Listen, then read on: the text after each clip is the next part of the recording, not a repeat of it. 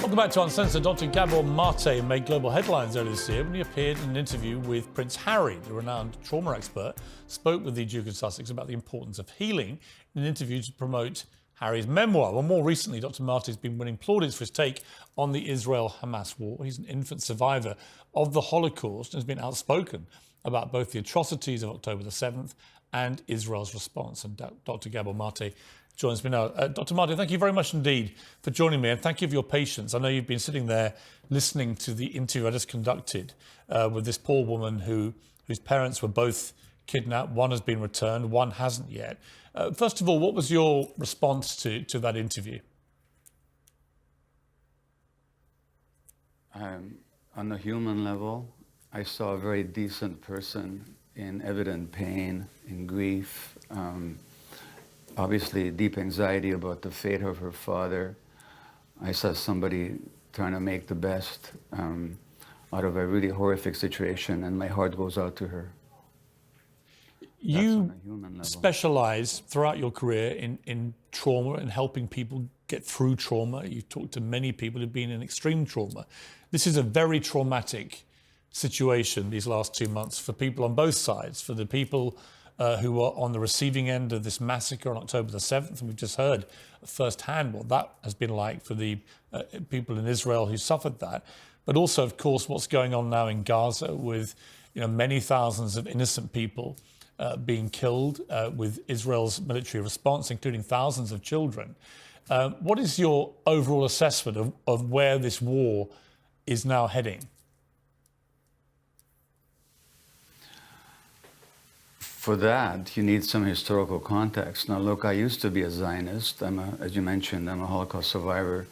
Zionism was very important for me as a salvation of the Jewish people, until I found out that the state was founded based on the extirpation, the expulsion, and multiple massacres of the local population. And that's not historically controversial. So I'm taking a longer view of this. And I'm saying that the present situation cannot be understood without looking at the historical context, and nor can we move forward if the present occupation and the suppression of the Palestinians continue. So Sharon, your previous guest, talked about the fragile coexistence. There was no coexistence. There was oppression, periodic massacres, land occupation in the West Bank, the continuous expulsion of the population from their homes. I visited the occupied territories 3 times now. The first time, back during the first Intifada, Piers, I cried every day for 2 weeks at what I saw. So this cannot go on. And I saw the news about the Elgin marbles being returned, and how you changed your mind about that. Well, how about returning the land that's been stolen from the Palestinians? I'm not talking about the state of Israel. I'm not talking about 1948. I'm talking about since 67 and what's going on right now. So there's got to be some stop to what's going on, and that's how I understand it. No, this is for the sake of both Israelis and Palestinians. Yes, I completely agree with you. This is a never-ending cycle. I guess from the Israelis' point of view, what happened on October the 7th was on such a gigantically horrific scale. I do get a sense that Israel is in a collective sense of trauma, and that they are determined that Hamas should not be allowed to perpetrate such a massacre again. And they are on record, Hamas, just 2 weeks ago, their spokesman are saying they would do it again and again and again if they can. So that represents a clear existential threat to the security of people in Israel. So I guess my question for you is, what should Israel's response be? Everyone is increasingly concerned about what is going on in Gaza. Clearly, the loss of civilian life is on a catastrophic scale. Nobody thinks this is right, but at the same time, I think many would share my view that Israel has a right to defend itself. The question is, how do they do that appropriately, and how do they get rid of Hamas, if indeed you think they should get rid of Hamas? Well, you're raising many questions, and many fair questions. Now, look, I live in Canada, where this country was founded on the suppression and the erasure of the indigenous population and the utter denial of their narrative. And in Canada, for example, there are horrendous residential schools where a few decades ago, if a native child spoke their tribal language, they'd have a pin stuck in their tongue. Now, most Canadians are not aware of that history. Most Israelis are not aware of the history of what the Palestinians have suffered.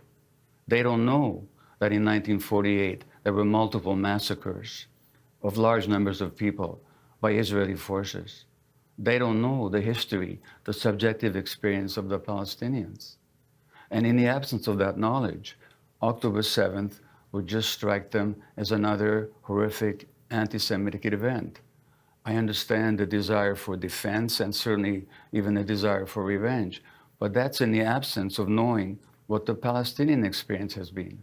And the Western press, and as in all countries where the local population has been displaced, the majority of the population doesn't know the history or the subjective experience. So if you're asking me how to move forward, let's inform ourselves of the actual experience of both sides, not just one side.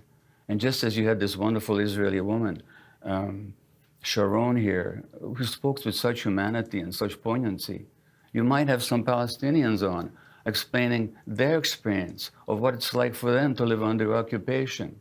And in the absence of that conversation, there's no moving forward.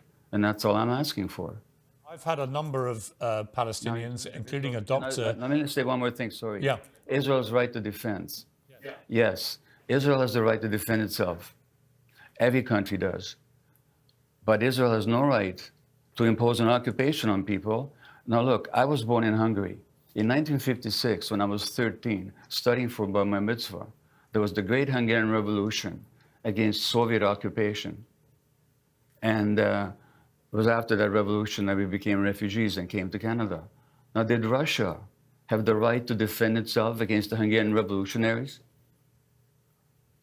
You know, so, and mostly when we talk about Israel's right of defense, we're taking isolated Palestinian actions, but we're not saying that this population also has the right to defend against the occupation. I'm not justifying the terrible events of October the 7th. I'm talking in the absence of historical awareness. It all just looks like Israel defending itself.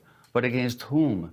Against the population that has been massacring in a number of thousands for 80 years and taking their lands and destroying their homes and jailing their children and torturing them. That's the history. Now, unless we know that, it all looks like this poor little country trying to defend itself. But against whom? Against people it's been occupying and displacing for 80 years. That's the history, as Israeli historians have shown. I don't make this stuff up. I wish it wasn't true. I wish I could believe in the dream of the Jewish state. I love that dream. Except I found out at what price, at what nightmare that imposed on the Palestinians. How do you see this ever getting resolved? It seems so intractable, but then, as I always say, so did the Northern Ireland conflict. That seemed intractable when the IRA were committing terror atrocities, but they eventually did get to peace. Can you see a pathway here to peace, and what does it look like? I can. That's a great question again. Look, you're going to have Nick Kyrgios on later on, the tennis player. I just spent a couple of weeks in Serbia and the former Yugoslavia with another tennis player, Novak Djokovic. They have a foundation that promotes healing and child development and so on. So they asked me to speak throughout the former Yugoslavia. You know what horrific atrocities were committed there just a few decades ago. So I was in Belgrade, I was in Sarajevo, I was in Banja Luka, I was in Ljubljana. They're living together now. There are still issues to be worked out, but the minimum condition is the ending of the occupation and the inhumane siege of Gaza. And international law has to be respected. International law is very clear that this occupation is illegal. That has to be the basis of any future agreement. If that was agreed on, and if Israel could live within the borders that are internationally recognized, I believe peace is possible. Now, we keep talking about the Hamas charter. Did you know that the Likud charter, the ruling party in Israel, excludes a Palestinian entity west of the Jordan River? So let's get rid of both charters.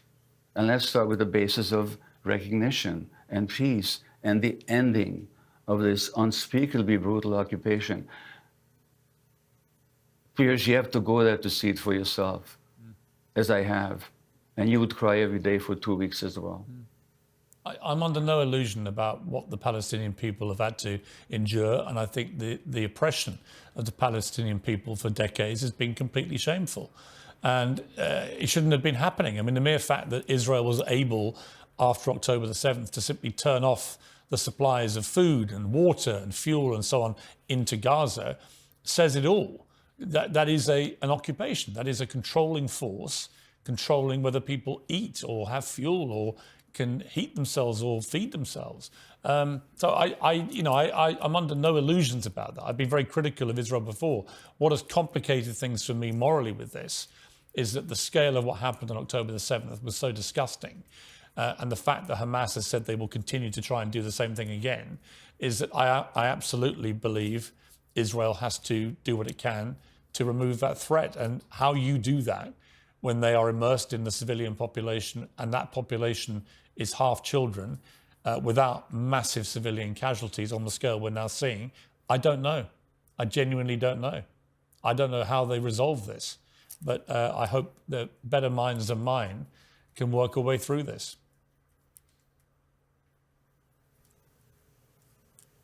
Well, I hope along with you as well. But again, I'm saying that there's no possibility of that until the international community, and particularly Israel's big brothers, the UK and the US, stop supporting its illegal, brutal, inhumane, and rapacious occupation.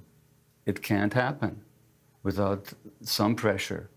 And again, most Israelis are simply not aware. I've been to Israel, talked to people. They have no idea what's happening a few miles away from when they're sitting in Tel Aviv having coffee, and they have no idea, or in Jerusalem, and they have no idea what's happening a few miles away, how those people under occupation are living. And this has been dog. It's not that they're not capable of being aware, but like most people, they're just not. And I'm saying that unless we fully get the Palestinian experience historically and throughout the decades and into the present moment, we can't possibly understand what's going on here. Now, in 2005, there was a study appeared in the Journal of World Psychiatry looking at traumatized populations under war conditions. The most traumatized children in 2005, this is before Hamas gained power in Palestine and in Gaza, the most traumatized kids were in Gaza. This population has been traumatized severely. Of course, they're full of rage. I'm not justifying anything they did, but I'm saying, what do we expect from this population that's been suppressed and tormented and crucified for decades?